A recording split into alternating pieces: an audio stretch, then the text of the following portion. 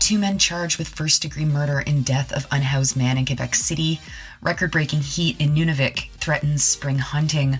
RCMP released details related to last September's mass murder at the James Smith Cree Nation. And refugees in Sudan have no options as violence continues. Good morning. It's Friday, April 28th. I'm Nora, and here are your headlines.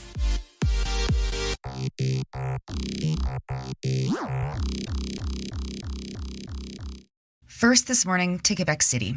Two men have been charged with first-degree murder for an attack on an unhoused man near the Marina St. Roch in the city's downtown. The victim was Gilles Gosselin, aged 54, who was known in the neighborhood as a quiet and nice man.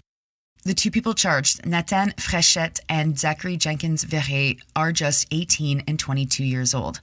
They were charged by Longueuil Police. Longueuil, for the uninitiated, is just outside of Montreal and about 2.5 hours away from Quebec City. The first-degree murder charges suggest that Fréchette and Verret specifically targeted Gosselin. Gosselin had looked for a place to stay that night in the city's main shelter, L'Aube-Rivière. The general manager of L'Aube-Rivière, Eric Boulet, knew Gosselin and said that they had room for him that night. But between Gosselin asking for a place to stay and Boulet telling him that there was a place to stay, Gosselin had left.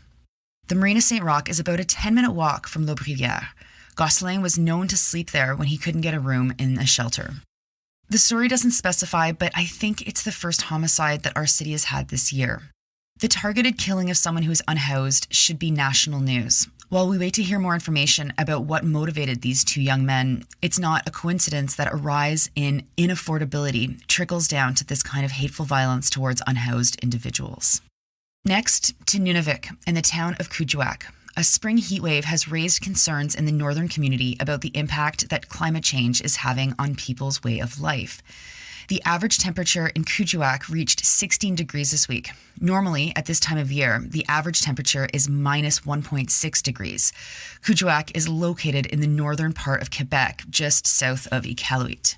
Adami Alakou from Makivik Corporation said that the record-high heat poses a serious problem to folks in Kuujjuaq because there's almost no more snow for them to go out and hunt for food.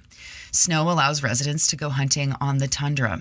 Usually, spring is prime hunting season as the weather starts to warm and people can spend more time hunting, but they need snow to be able to circulate. The lack of snow makes trails way more volatile and dangerous, reports Radio-Canada. Snow isn't just melting earlier, it's also arriving later each year. Alan Gordon, a resident of Kuujjuaq, estimates that they've lost 2 months of winter weather that they used to have in the 1990s.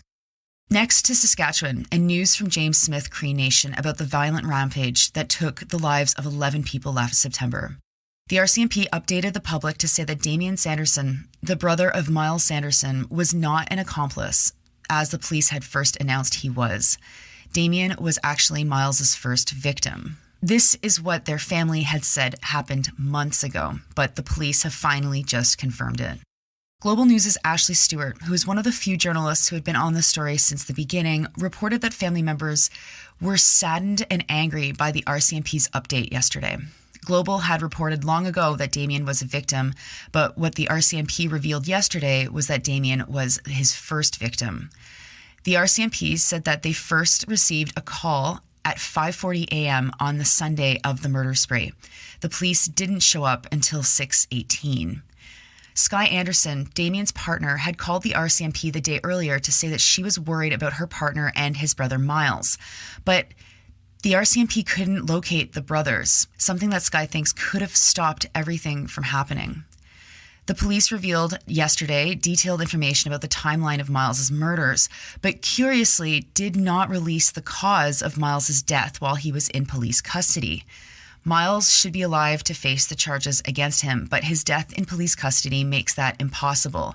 And of all the information that they gathered in 7 months, it's curious that they did not release the information that they had most control over. It will be interesting to see if that does come out in the next couple of days or weeks, but Again, when the police control the narrative, they control what they say and what they don't say. And so maybe it will take journalists to pressure them, or maybe they'll never tell us what happened. And finally, the current violence between the Sudanese army and the Rapid Support Forces have put a lot of Sudanese lives in danger. But what is happening to the people that live in Sudan who are refugees and also caught in the crossfire? Al Jazeera is reporting that Rohingya, Yemeni, and Syrian refugees in Sudan are pleading for help to escape the violence. As refugees, there are no rescue planes scheduled to evacuate them. Hundreds of people are reported to be dead, and more than 60% of hospitals have been forced to close down. For Rohingya, Yemenis, and Syrians, they have no clear option for escape. One Rohingya refugee is quoted as saying, "We are fearful. We need a safe zone because here the situation is very bad, very heavy fighting." The man was seen carrying a placard that reads, quote, "Please help us."